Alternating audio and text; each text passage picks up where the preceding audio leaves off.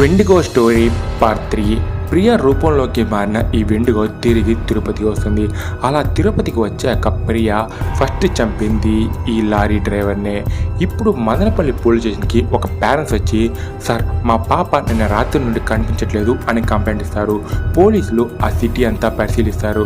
అప్పుడే వీళ్ళకి ఒక ఫారెస్ట్లో ఆ పాప యొక్క డెడ్ బాడీ కనిపిస్తుంది. పోలీసులు ఫస్ట్ ఈ పాపని ఏదైనా చిరుతపులి వేటాడి చంపుంటేందేమో అని అనుకుంటారు. కానీ ఆ పాప యొక్క హార్ట్ మాత్రం మిస్ అయింది. ఈ విషయం తిరుపతి పోలీసులకు తెలిసి వాళ్ళు మదనపల్లి దగ్గరికి వస్తారు. పోలీసులు ప్రియా ఫోటోని వాళ్ళకి చూపించి, మీరు ఈ అమ్మాయిని చూసి ఉంటే చెప్పండి, ఈమె ఒక వెండిగో, తనే తిరుపతిలో ఒక వ్యక్తిని చంపింది, ఇప్పుడు ఈ పాపని చంపింది, ఇంకా చాలామందిని కూడా చంపుతుంది అని చెప్తారు. అప్పుడు ఒక వ్యక్తి, సార్ నేను ఈ అమ్మాయిని చూశాను ఒక అడవి ప్రాంతంలో అని చెప్తాడు. పోలీసులు నైట్ టైం ఆ ఫారెస్ట్కి వెళ్తారు. కానీ అప్పటికి ప్రియ వెండిగోగా మారి ఒక జంతువు యొక్క మాంసాన్ని తింటూ ఉంటుంది. పోలీసులు తనని గన్తో షూట్ చేస్తారు. కానీ వెండిగో బాడీలో 100 బుల్లెట్లు దిగినా ఏం కాదు. వెండిగో వీళ్ళ నుండి తప్పించుకొని ఆ ఫారెస్ట్లోకి పరిగెత్తుంది.